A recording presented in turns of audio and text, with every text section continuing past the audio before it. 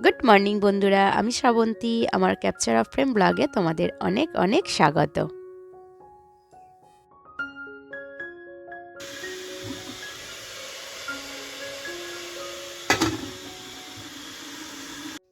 মা, মা, ওঠো বাবা, সোনা, ওঠো। তো আজ হচ্ছে 4 ফেব্রুয়ারি, মঙ্গলবার। আর এখন সময় হয়েছে ওই 8টার মতো। আর এখন থেকে তোমাদের সাথে নিয়ে আমার ব্লগটা স্টার্ট করছি। আশা করছি তোমাদের ভালো লাগবে। তো মেয়েকে ঘুম থেকে ডাকার আগে একটুখানি ওর জন্য ব্রেকফাস্টটা বসিয়ে দিলাম। আসলে ওর 5 ফেব্রুয়ারি থেকে ওর অ্যানুয়াল এক্সাম। আর ঘুম থেকে ওঠার পর প্রথমেই বায়না ধরবে যে ওর খিদে পেয়েছে, ও একটু পরে পড়তে বসবে। তো সময়টা যাতে না নষ্ট হয় তার জন্য আগেই ওর ব্রেকফাস্টটা করে রেখে দিলাম, যাতে ঘুম থেকে উঠে আর ও কোনো রকম বাহানা ধরতে না পারে। তো ও এখন ব্রাশ করছে আর আমি 1 কাপ কফি আর পেপারটা নিয়ে বসলাম।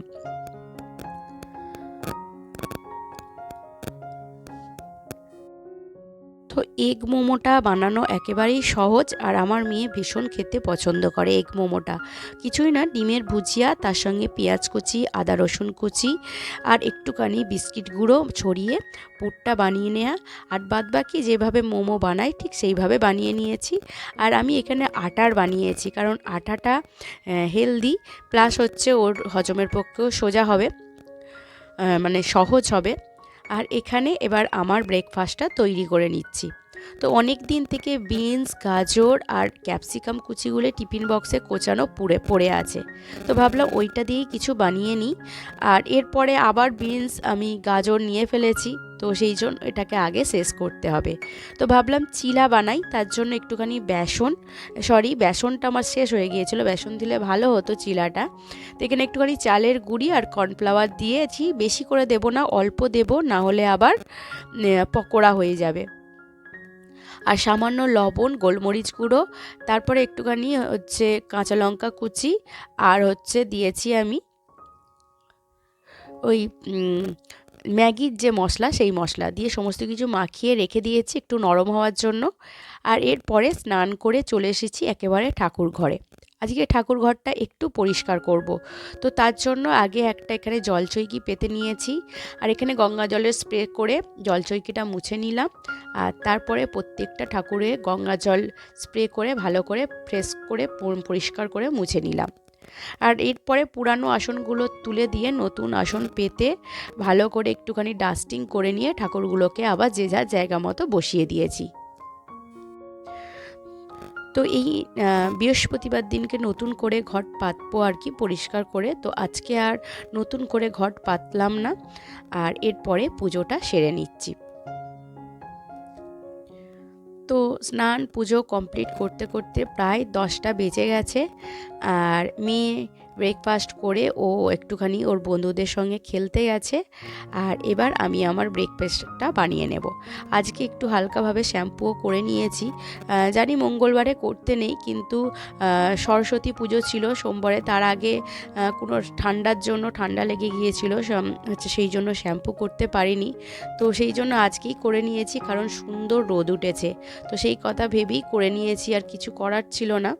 আর নেক্সট দিন থেকে আবার মেয়ের এক্সাম আছে, তো তখন আবার তাড়াহুড়ো, তো সেই জন্য আজকেই করে নিলাম।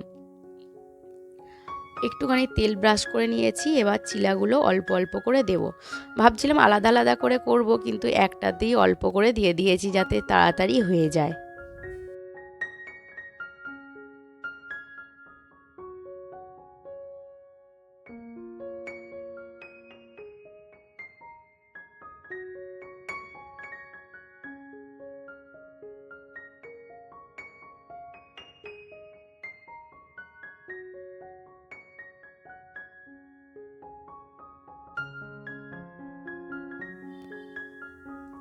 আর মেয়ের যখন মোমো বানিয়েছিলাম বেশ কিছুটা পুর আর কি বেঁচে গেছে, তো সেটাও নিয়ে নেব। আর সেরকম কিছু মানে করব না, ভেবেছিলাম একটু সস দিয়ে খেয়ে নেব, কিন্তু যেহেতু ওই পুরটা বেঁচে গেছে ওইটা কমপ্লিট করে নেব। তো এই হচ্ছে আমার আজকের ব্রেকফাস্ট। তো চলো আগে ব্রেকফাস্টটা করে নিই, আর তারপরে দুপুরের লাঞ্চের ব্যবস্থা করব। দুপুরে লাঞ্চের ব্যবস্থা বলতে খুব হালকা পাতলা লাঞ্চের ব্যবস্থা রেখেছি। মেয়ের একটু আলু ভাজবো, তার সঙ্গে ডাঁটা, আলু, টমেটো দিয়ে আর কাতলা মাছ দিয়ে মাখো মাখো করে নেব, ব্যাস আর কিছু করব না। তো প্রথমে ওই টমেটোটাকে ভেজে তুলে রেখে দেব, তারপরে পাঁচ ফোড়ন বা কালো জিরে যা হোক একটা মানে ফোড়ন দিয়ে তার সঙ্গে একটুখানি আলু ডাঁটাটা অল্প ভেজে একটুখানি আদা দিয়ে তার মধ্যে লঙ্কা গুঁড়ো, হলুদ গুঁড়ো, জিরে গুঁড়ো, ধনিয়া গুঁড়ো দিয়ে আর একটু ফুটে এলে জলটা, তারপর টমেটোটা দেব। তো এই ধরনের ঝাল ঝাল ঝোল খেতে আমার মেয়ের খুব পছন্দের, তো সেই জন্যই এটা বানালাম। আর পরের দিন যেহেতু এক্সাম আছে, তো সেরকম আর উল্টোপাল্টা কিছু বানালাম না। তো সকালবেলায় ওকে ডিম এগ মোমো দিয়ে দিয়েছি। আর আজকে সেরকমভাবে আর রিচ সেরকম কিছু দেব না ওকে, যাতে ওর শরীরটা ভালো থাকে। তো এখানে দেখো জল দিয়ে দিয়েছি, এটা এখন ফুটতে থাক, আর পরে মাছ আর টমেটোটা তুলে দেব, আর তার সঙ্গে আলু ভাজবো।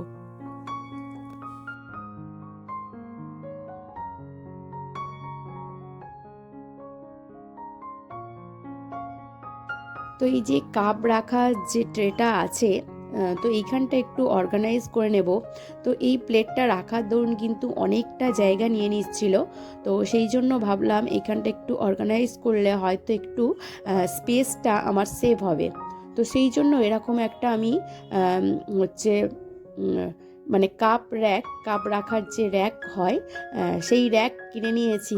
দেখি যে কতটা আমার জায়গা সেভ হয়। তো এগুলোর খুব একটা বেশি দাম নয়, 110-120 টাকা করে দাম। আর এখানে কিন্তু দেখো অনেকগুলো কিন্তু কাপ রাখা যাবে, প্রায় একটা, দুটো, তিনটে, চারটে, একটা, দুটো, তিনটে, চারটে, 4 দুগুণে 8টা, 8টা তো রাখাই যাবে। তো আরও বেশি রাখতে গেলে আরও অনেক রকমের আছে, তো আমার মোটামুটি এটা হলেই চলবে। তো এটা আমি নিয়ে নিয়েছি, তো ভালো করে একবার ধুয়ে ভালো করে মুছে নিয়েছি। আর মোটামুটি দেখো আমার যতগুলো কাপ বার করা থাকে ততগুলো কিন্তু কাপ ধরেই যাচ্ছে। আর দেখো কতটা জায়গা কিন্তু আমার সেভ হয়েছে। তো যেহেতু আমার আপাতত যে কিচেনের জায়গাটা সেটা যেহেতু ছোট, তাই আমাকে সেই জায়গা অনুযায়ী কিন্তু আমাকে জিনিসপত্রগুলো কিনতে হবে, যাতে আমার স্পেসটাও বাঁচে, আবার অর্গানাইজটাও সুন্দরভাবে হয়। তো দেখো আমার কিন্তু জায়গাটা অনেকটা বেঁচে গেল।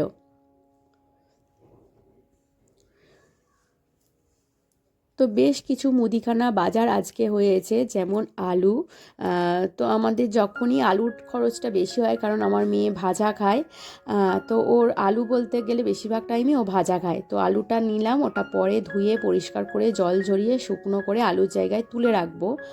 আর এই রকম দেখো জুতোর যে বাক্সগুলো হয়, নতুন বাক্স, তো সেখানে আমি এই যে আমার যে যে ধরনের বাজারের যে কাগজগুলো আছে, চিন কাগজ যেগুলো, সেগুলো আমি অর্গানাইজ করে রাখি। তো এইগুলো একটা ফিল আপ হয়ে গেছে, তো নতুন সেই সময়টুকু আমরা পাই না। তা এই সময়ের অভাবেই কিন্তু আমরা সমস্ত জিনিস একসঙ্গে সুন্দর করে অর্গানাইজ করে রাখার চেষ্টা করলেও পারি না। তো এখানে আমার তেলের কন্টেনারগুলো ফিল আপ করা হয়ে গেল, চায়ের কন্টেনারও ফিল আপ করা হয়ে গেল। এখন রান্নায় তো 2 রকমই তেল লাগে, সাদা তেল, সর্ষের তেল। তো সর্ষের তেলটা বাকি আছে, ওই কন্টেনারটা ফিল আপ করে নেব।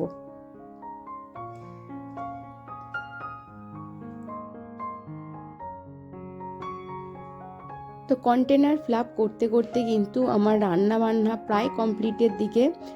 তো ওদিকে মাছের ঝোলও কমপ্লিট হয়ে গেছে।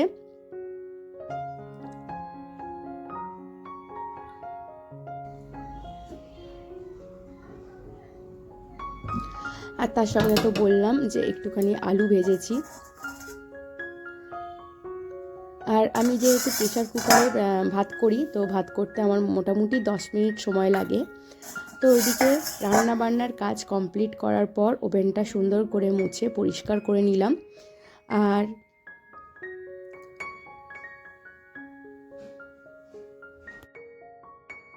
আর মুখশুদ্ধির পর মুখশুদ্ধি করার জন্য খাওয়ার পর আর কি আমার জোয়ানের কন্টেনারটা ফাঁকা হয়ে গিয়েছিল।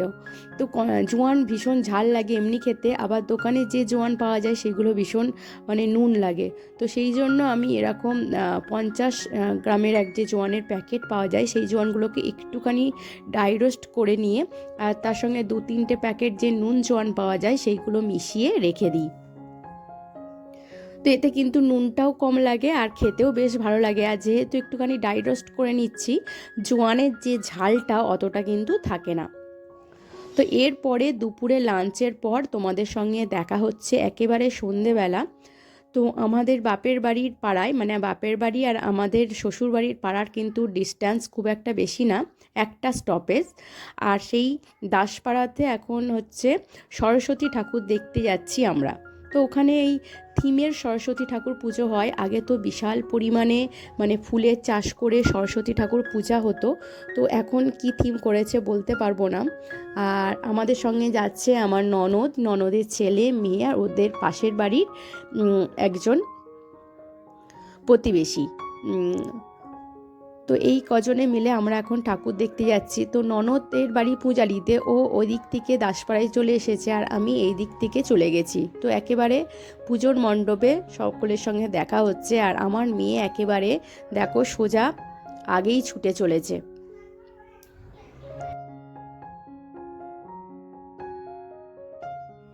তো এবারের সরস্বতী ঠাকুরের থিম করেছে আফ্রিকার জঙ্গল।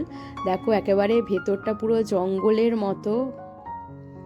আর এই দেখো এখানে আফ্রিকানরা সব বসে আছে।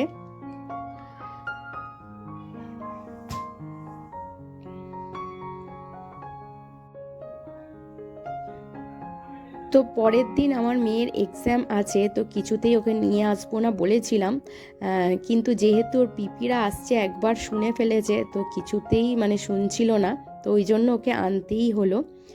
আর সেই জন্য দুপুরের বেলা ওকে লাঞ্চের পরে একটুখানি পড়াশোনা করিয়ে নিয়েছি। জানি সন্ধ্যের পর থেকে আর হবে না, সেই জন্য পরের দিনের পরীক্ষার এক্সামের জন্য ওকে পুরো রেডি করিয়ে তারপরেই নিয়ে এসেছি। তো এখানে যে আফ্রিকা জঙ্গল করেছে খুব একটা খারাপ হয়নি, সুন্দরই হয়েছে।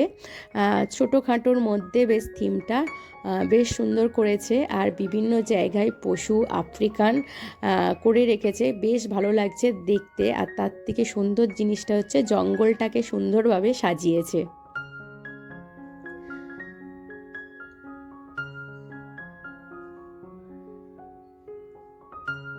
দেখেছো এখানে হচ্ছে একটা বিরাট বড় সাপ।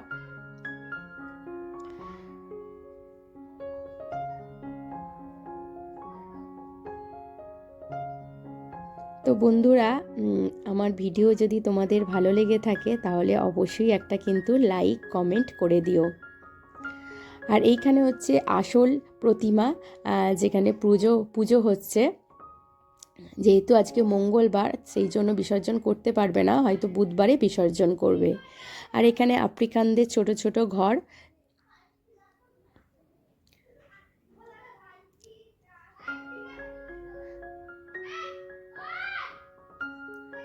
তো বন্ধুরা, আজকের ভিডিও এই পর্যন্ত রাখছি।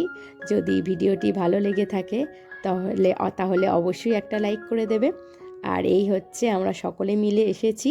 আর এখন আমার মেয়ে এই রাইডসগুলো চড়বে। তো আমাদের ননদের মেয়েটা একটু ছোট, তো ও এটা চড়তে পারছে না। তো সেই জন্য ওকে অন্য কোনো রাইডে চড়ানো হবে বলে চুপ করিয়ে রাখা হয়েছে। তো এদিকে ওর দিদি এই রাইডসটা চড়ছে, আর ওদিকে বনুকে আর একটা ছোট রাইডস, যেটা মানে ও পারবে সেই ধরনের রাইডস চড়ানোর কথা ভাবা হচ্ছে আর কি।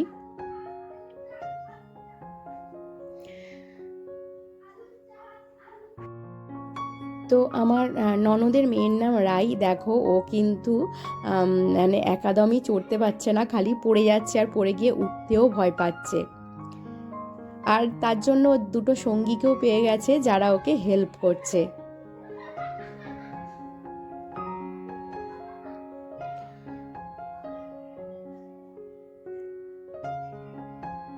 তো বন্ধুরা, আজকে এই পর্যন্ত। তোমাদের সঙ্গে আবারও দেখা হবে নেক্সট কোনো ভিডিওতে, নেক্সট ব্লগে। আজকের মতো টাটা, বাই বাই।